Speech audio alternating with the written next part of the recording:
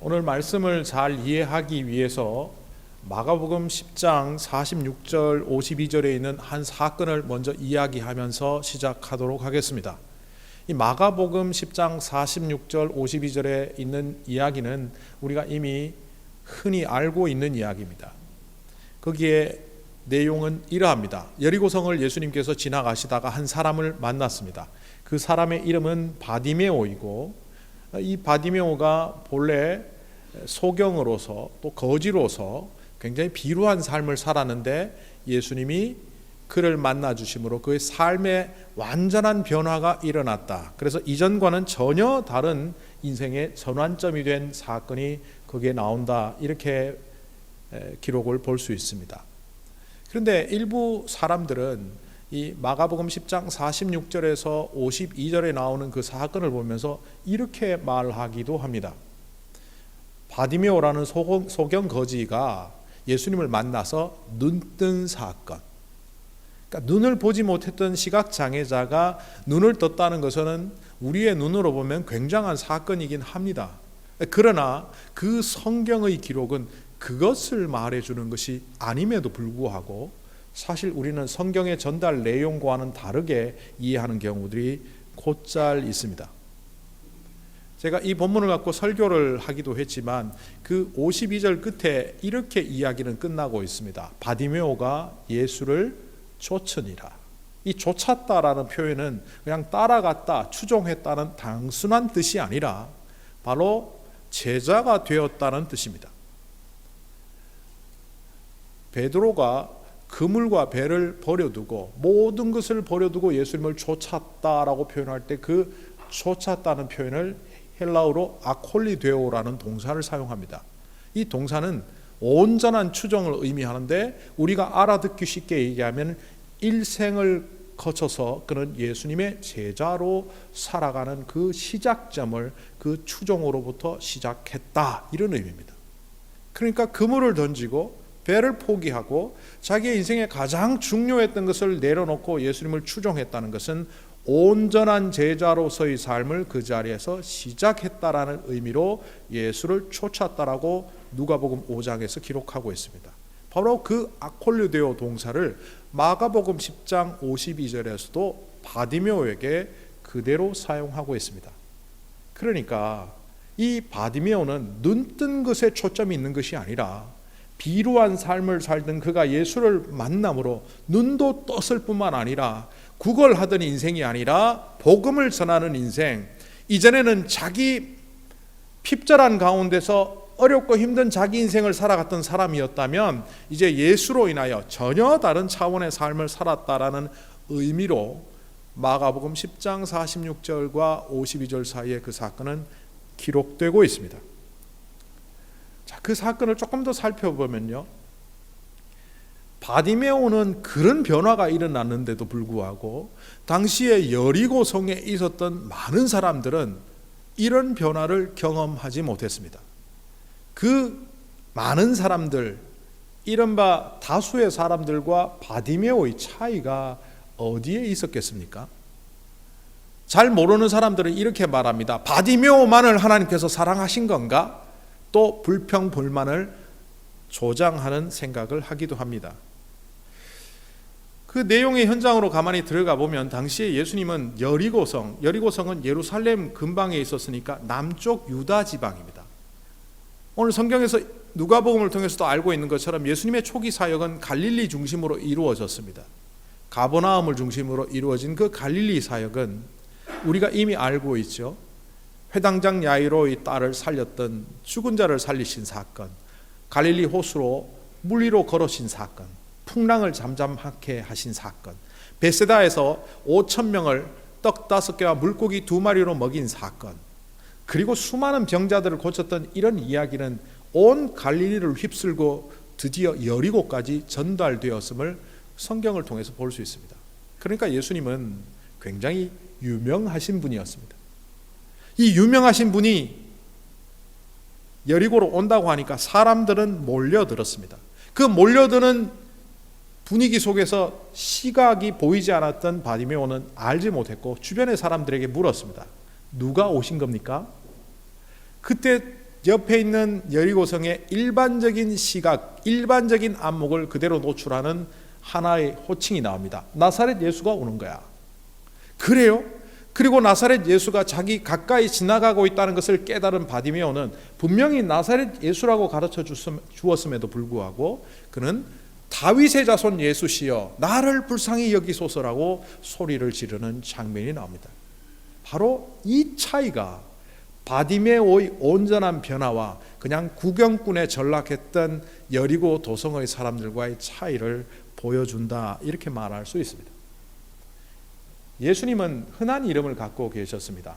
성경에도 우리가 호세아, 요수아 뭐 이런 이름들이 다 발음을 해보면 호시아, 요슈아, 예슈아 다 예수님 이름하고 같은 이름입니다.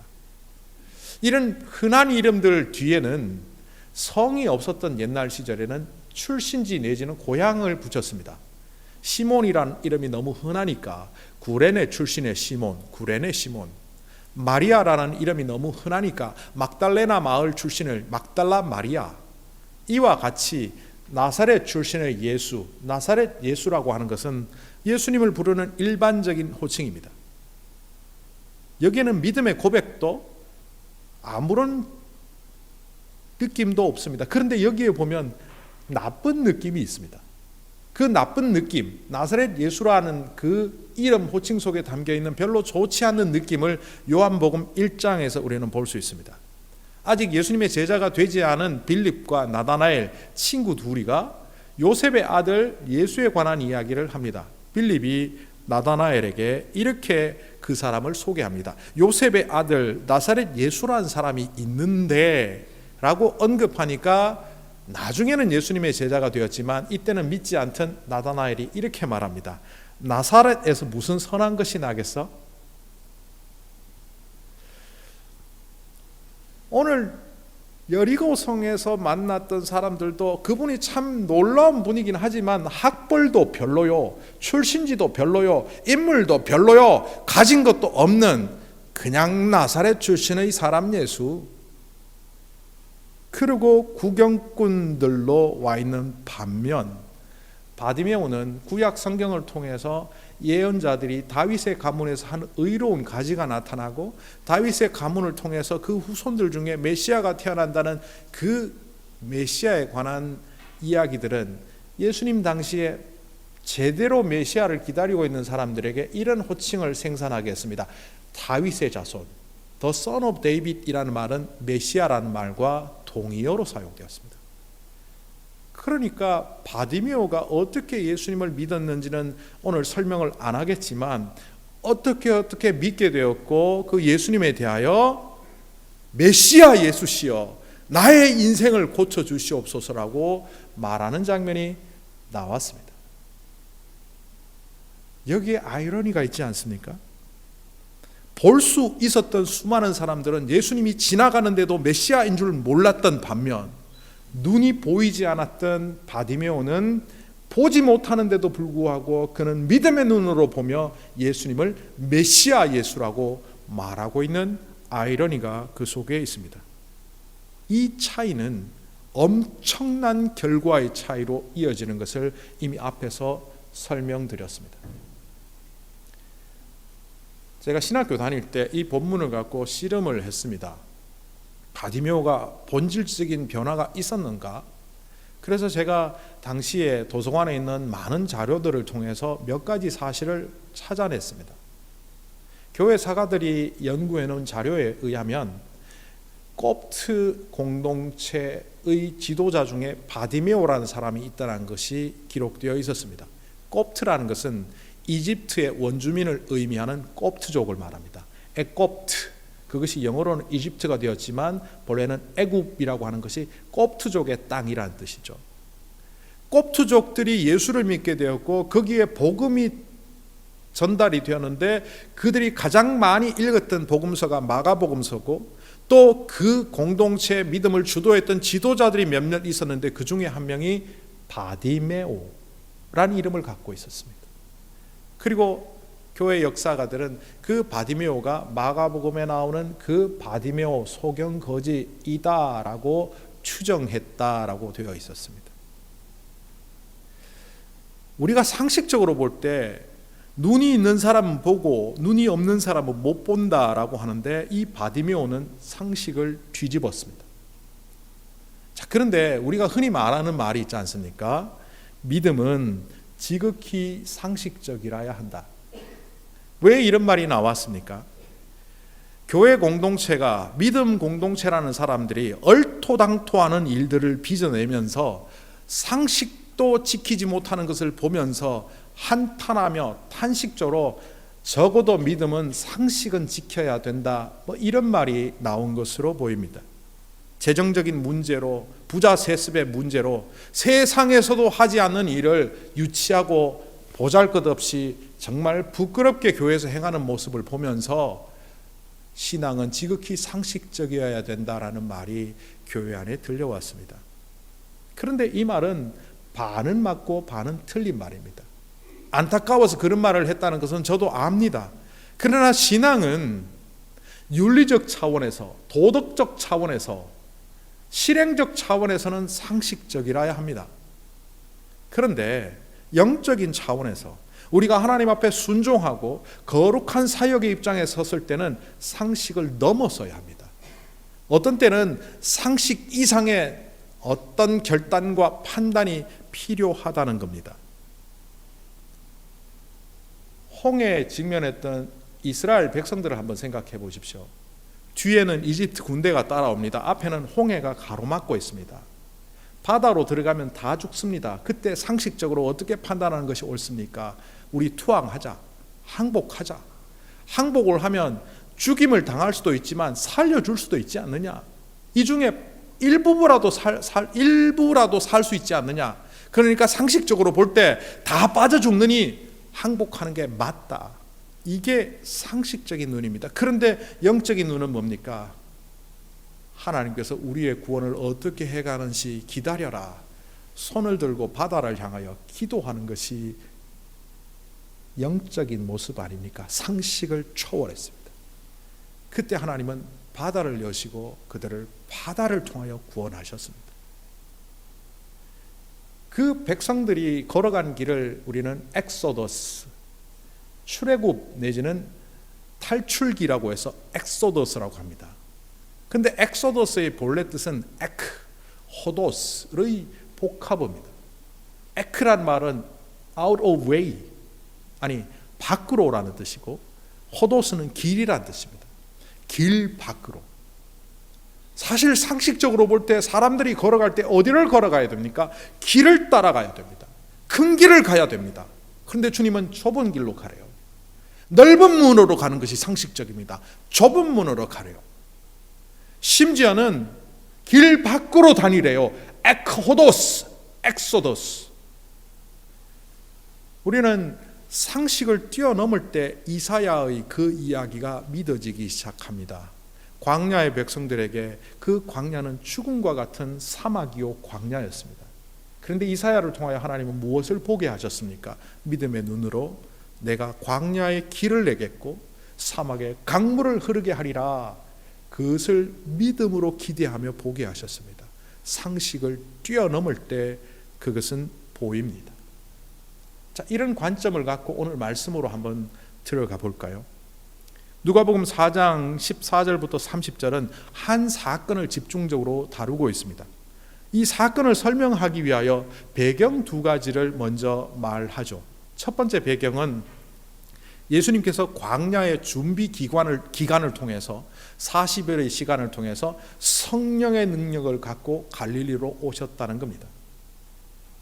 그전에는 그냥 일반인으로 살았던 예수님이었는데 공생애를 시작하기 위하여 40일 동안 유대 광야에서 보내시면서 마귀의 시험을 받기도 했지만 성령의 능력이 출중한 가운데 오셨다는 겁니다. 성령의 능력이 출중했다는 것은 결국 사역을 통해서 밝혀집니다. 수많은 병자들을 고치고 주님께서 선포했던 그 말씀은 바리새인이나 어떤 서기관들보다도 권위 있는 말씀으로 백성들의 마음을 움직였습니다. 그러니까 능력에 가득한 예수님이 갈릴리로 오셔서 사역을 시작했다는 것이 첫 번째 배경입니다. 두 번째 배경은 그 사역을 펼치시면서 사방에 소문이 날 정도로 사역은 불같이 일어났다는 겁니다. 예수님의 소문이 사방에 온 지역에 두루 퍼졌고 모든 사람에게서 영광을 받으셨고, 그리고 나사렛 사람들이 이미 들은 것처럼 가버나움을 중심으로 일어났던 그 갈릴리 사역은 병자들을 고치고 사람들의 삶을 바꾸는 놀라운 일들로 한가득 있었다는 것을 이 이야기의 두 번째 배경으로 갖고 있습니다. 그런 예수님이 드디어 자라신 곳인, 태어나기는 베들레헴에서 태어났지만 잠깐 이집트로 가서 피신 생활을 하시긴 했지만 거의 30년 전 인생을 살았던 그 나사렛에 가서 말씀을 전하시게 되었습니다. 그런데 이 말씀을 전하셨을 때 사람들은 첫째, 그 말씀에 깜짝 놀랍니다.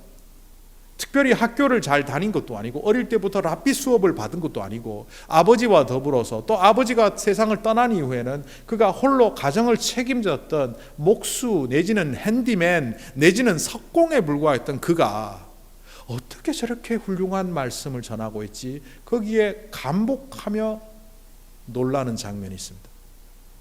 이게 만약 착한 드라마였다면 그 드라마는 이렇게 이어져야 합니다. 요셉의 아들, 우리 나사렛 예수 아니야? 야, 그 어릴 때 맨날 코 찔찔거리고 기저귀 내가 갈아주고 어릴 때 별 볼 일 없었던 그 아이인데 어떻게 이렇게 훌륭해졌지? 그런데 이 드라마는 나쁜 드라마로 이어집니다.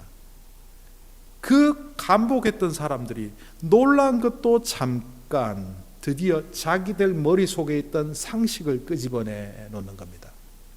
야, 대단한데? 그러다가 아참, 얘 뭐 대학도 못 나왔잖아. 요즘식으로 얘기하면 자기 집안 별 볼 일 없었잖아.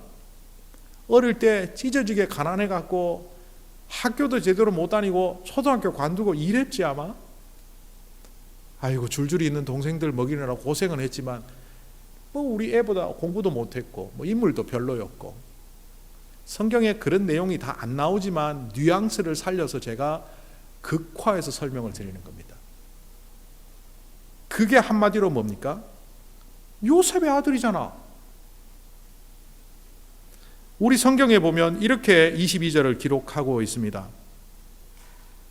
사람들은 모두 감탄하고 그의 입에서 나오는 그 은혜로운 말씀에 놀라서 이 사람은 요셉의 아들이 아닌가 하고 말하였다. 뉘앙스를 살리지 못한 번역입니다. 새한글 성경에 이렇게 번역합니다. 모두가 증언하기를 예수님이 옳다고 하고 그분의 입에서 흘러나오는 은혜의 말씀에 놀라워하고 있었다. 그러면서 동시에 말했다. 이 사람 요셉의 아들 아닌가? 그 말을 보면 대학 교수 같고 그 말을 보면 학식 있는 사람 같고 그 말을 보면 대단한 목회자 같아 보이지만 신학교 건치도 못 갔잖아. 대학은 고사하고 아무것도 못한 사람이잖아. 그거 우리 알잖아. 어릴 때부터 동네에서 허드렛 일을 하고. 바로 그 뉘앙스가 이 사람 요셉의 아들이잖아. 바로 이 표현입니다. 제가 이 문장을 조금 더 파악하기 위하여 여기에 놀라워했다라는 표현이 어떤 의미인지 조금 찾아보았습니다. 사람들이 놀라워했다라는 이 헬라어 단어는 다우마조라는 동사를 썼는데 신약 성경에 44번 나옵니다. 제가 사전을 찾아봐도 별로 도움을 얻지 못해서 이 다우마조가 신약 성경의 44병 어떻게 용법으로 활용되고 있는지 다 찾아서 분석을 해보니까 다우마조는 대체적으로 4가지 의미로 사용됩니다. 표면적으로는 놀랐다라는 의미가 있지만 그 이면에 다른 것이 숨어 있다는 겁니다. 첫 번째 용법이 마태복음 22장 22절에 나옵니다. 그들이 이 말씀을 듣고 탐복하였다. 그들은 예수를 남겨두고 떠나갔다. 예수님의 이야기를 듣고 탐복했대요. 이때 다우마조라는 동사를 썼습니다. 그런데 이 사람이 누굽니까? 그 앞에 보면 이렇게 소개됩니다. 바리새파 사람들이 나가서 어떻게 하면 말로 트집을 잡아서 예수를 올무에 걸릴까 하여 자기 제자들과 헤롯 당원들과 함께 예수께 보내어 트집을 잡았다. 그리고 세금 논쟁을 일으켰고 그 이야기에서 예수님은 가이사의 것은 가이사에게, 하나님의 것은 하나님에게 라는 대답을 통하여 이 사람들이 탄복했다라는 겁니다. 진짜 탄복했다면, 정말 진심으로 놀라고 긍정적으로 반응했다면 이 드라마는 이렇게 이어져야 합니다. 선생님, 저는 사실 선생님을 넘어뜨리려고 보낸 나쁜 자입니다. 우리 바리새파에서 저를 보내서 질문을 통하여 예수님을 올가매려고 보냈는데 당신의 말씀을 듣고 보니 제가 부끄럽기 짝이 없습니다. 용서해 주십시오 라고 해야 이것은 진짜 긍정적으로 놀란 겁니다. 그런데 여기는 오, 괜찮네, 말 잘하네. 한참 지난 이야기입니다. 제가 어떤 교회에서 목회를 할 때 그 교회 성도들 중에 제가 마음에 안 든다고 여겼던, 제가 그때 30 후반 40요 어간이니까 담임 목사로 너무 젊었죠. 저를 일컬어 그랬습니다. 미스터 김 말은 잘하네. 그 미스터 김이 있음이 설교는 말 잘하네. 칭찬입니까 욕입니까?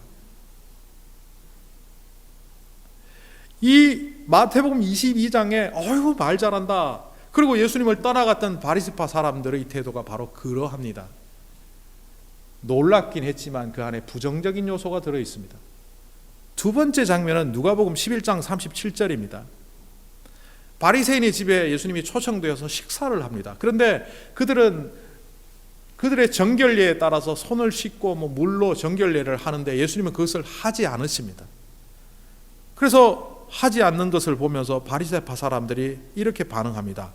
예수께서 들어가서 앉으셨다. 그런데 바리새파 사람들은 예수가 잡수시기 전에 먼저 손을 씻지 않으신 것을 보고 이상히 여겼다. 그 참 이상하네. 이상하네. 다우마죠. 굉장히 부정적으로 이상하게 쳐다보는, 그때 어이구 참 놀랍다, 아이고 꼬라지하고는 그런 태도입니다. 세 번째 모습은 누가복음 8장 25절에 나오는데요. 예수님의 제자들이 예수님의 그 큰 놀라운 광경을 봅니다.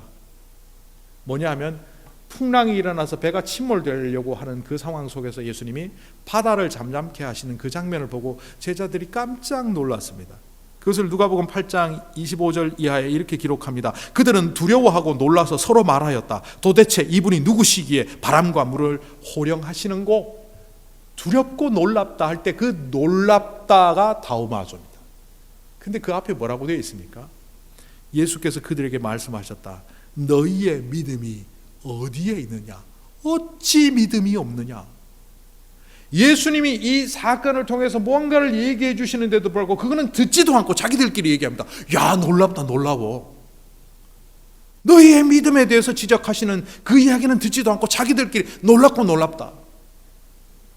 결국 이거는 저는 이렇게 말했습니다. 바보 도 트는 소리. 누가 뭔가를 얘기할 때 아 맞아, 돌아서서는 야 그게 뭐였더라? 정말 중요한 것은 까맣게 잊어버리고 그냥 감정적인 격동만 일으켜요. 이야 신기하다, 놀랍다, 아 박수, 그리고 끝.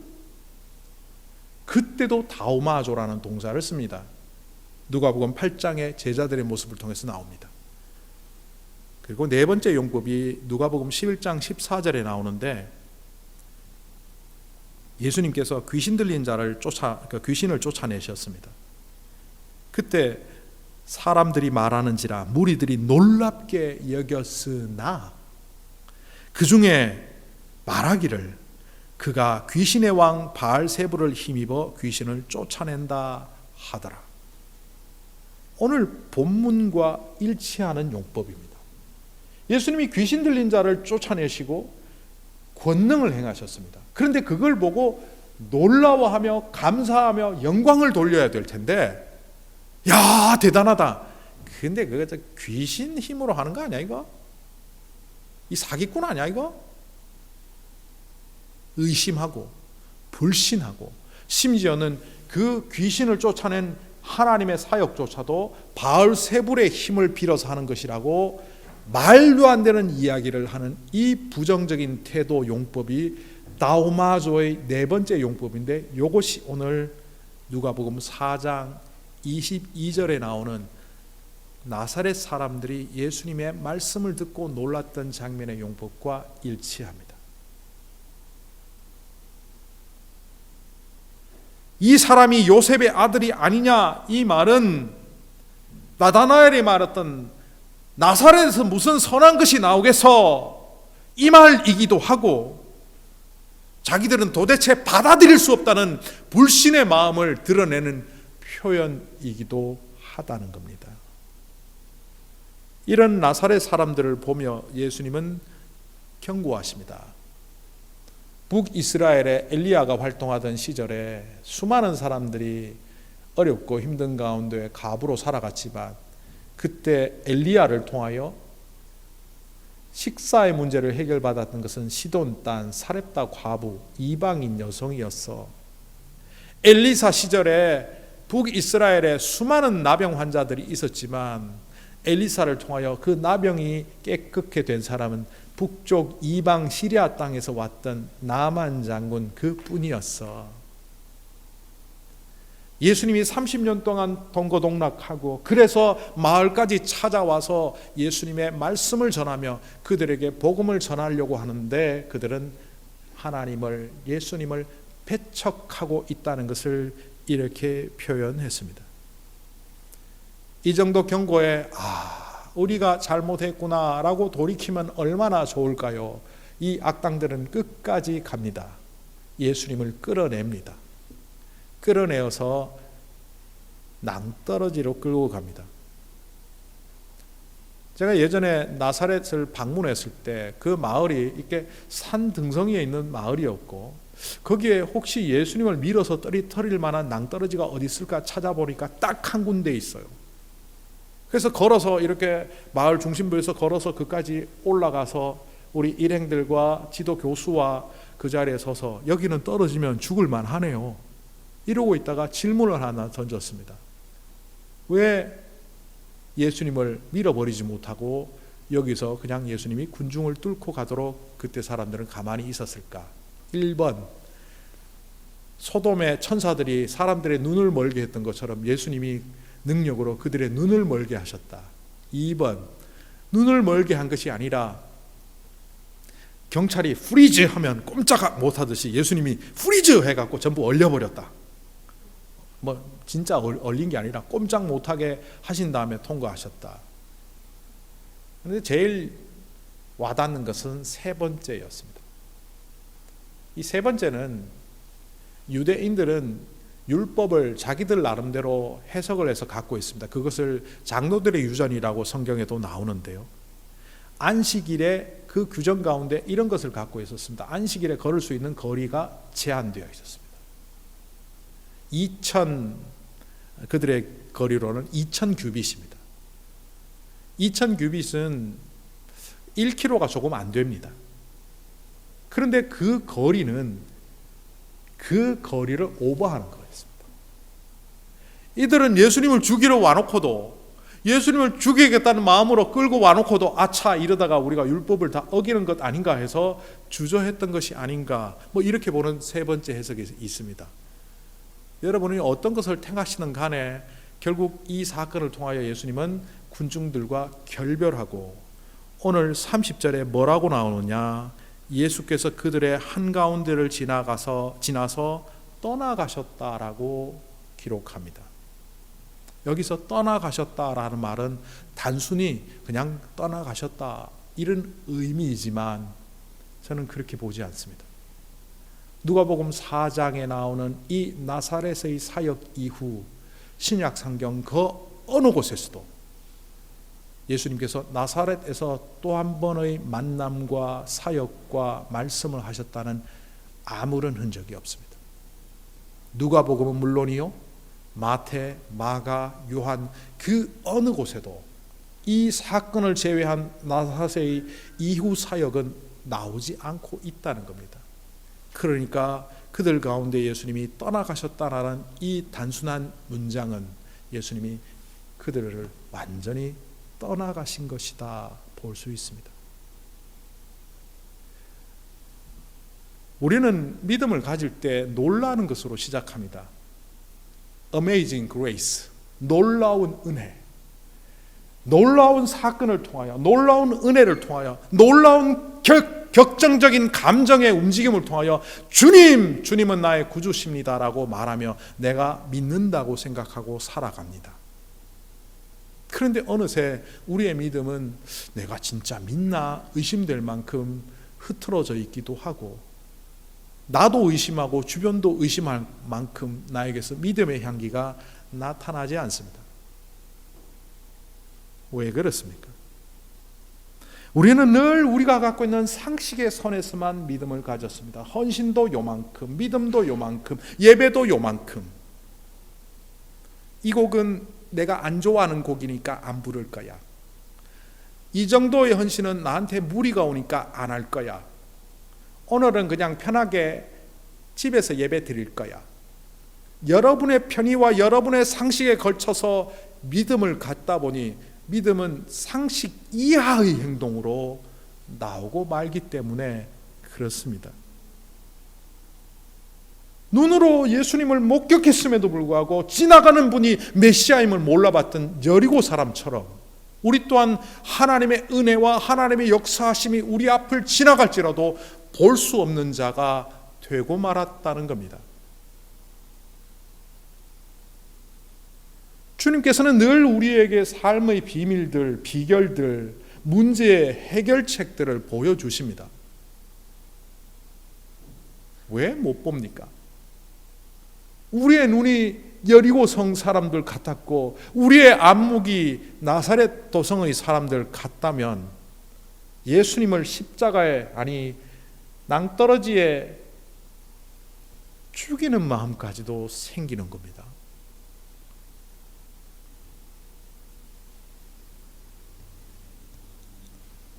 한국의 이혼 법정에서 일어났던 한 이야기입니다. 아내는 이혼을 청구했고 남편은 이혼을 못하겠다고 반대 청구를 했습니다. 판결문이 책으로 나왔기 때문에 제가 책으로 읽었는데 그 판결문을 통해서 그 상황을 좀 그려보았습니다. 아내는 더 이상 남편과 살 수 없다, 그래서 이혼을 청구했고, 남편은 내가 뭐가 잘못한 게 있냐, 내가 뭐 도박을 했냐, 마약을 했냐, 바람을 폈냐, 나는 여전히 일반적인 남편으로 살아가고 있다, 그래서 이혼을 취소하도록 청구한다. 그 판결문에 나온 내용들을 보면 이렇습니다. 남편은 가장 어렵고 힘들 때 아내를 도와주지 않았습니다. 이를테면 아이가 교통사고 났을 때, 아이가 심각한 문제에 직면했을 때 남편은 친구들하고 놀러 갔었습니다. 자기가 상당한 소득을 벌어들임에도 불구하고 소득의 일정 부분만을 생활비로 내어놓고 나머지는 자기의 유흥과 오락을 위해서 사용했습니다. 아내가 만류할 때마다, 매번은 아니지만 아내를 구타했습니다. 자기의 유흥이 가장 중심에 있었고 아이가 가장 필요한 순간에서도 아빠의 노릇을 하지 못했고 아내를 구타하기까지 하면서도 자기는 그래도 나는 이 가정이 소중하다고 생각하고 나는 이 가정을 유지하기 위해서 아빠로서의 남편의 자리를 놓을 수가 없다라고 말하는 이 남자를 향하여 재판관은 이렇게 판결을 합니다. 이혼하라. 이미 이 결혼 생활은 깨어졌다.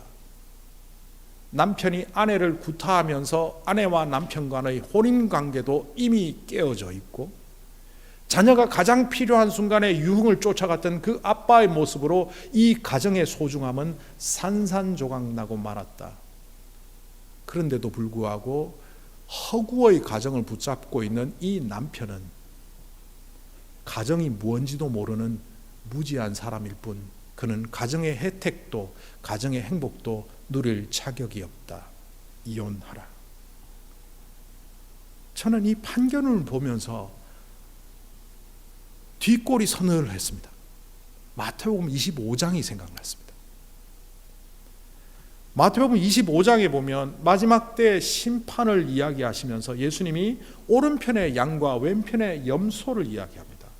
구원받을 자와 구원받지 못할 자.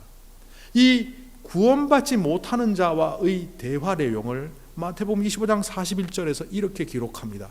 들어보십시오. 그때 임금은 왼쪽에 있는 사람들에게도 말할 것이다. 저주받은 자들아, 내게서 떠나서 악마와 그 졸개들을 가두려고 준비한 영원한 불 속으로 들어가라. 너희가 내가 줄일 때에 내가 먹을 것을 주지 않았고, 목마를 때에 마실 것을 주지 않았고, 나그네로 있을 때에 영접하지 않았고, 헐벗었을 때에 입을 것을 주지 않았고, 병들어 있을 때나 감옥에 갇혀서 있을 때에 찾아주지 않았다. 이렇게 말하는 그 주님의 말에 반하여 왼편에 있는 사람들이 이렇게 말하는 것이 성경에 나옵니다. 그때 그들도 이렇게 말할 것이다. 주님, 우리가 언제 주님께서 굶주리신 것이나 목마르신 것이나 나그네 되신 것이나 헐벗은 것이나 병드신 것이나 감옥에 갇히신 것을 보고도 돌보아드리지 않은 적이 언제 있습니까? 이것을 가장 작은 자에게 한 것이 예수님께 한 것이라는 것에 모든 초점을 맞추고 이야기하지만 오늘은 그 초점이 아닙니다. 그 재판의 판결문을 보면서 제가 이 구절이 생각났던 이유는 이 왼편의 사람들이 평생을 예수 믿는 사람이라고 여기며 살았다는 겁니다. 그런데 그들은 이미 안 믿는 사람들이었다는 겁니다. 얼마나 안타깝습니까? 나는 내가 예수님을 추종하는 사람이고 예수님을 믿는 사람이라고 믿는 자라고 자처하며 살았는데 주님 앞에 서고 보니까 너희는 이미 예전부터 나를 믿는 자가 아니었다는 그 엄청난 판결을 그제서 확인했다는 겁니다.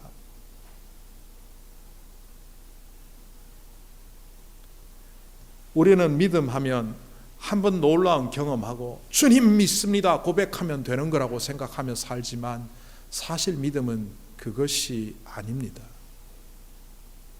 믿음은 동행입니다. 믿음은 주님과 동행하며 살아가는 것입니다.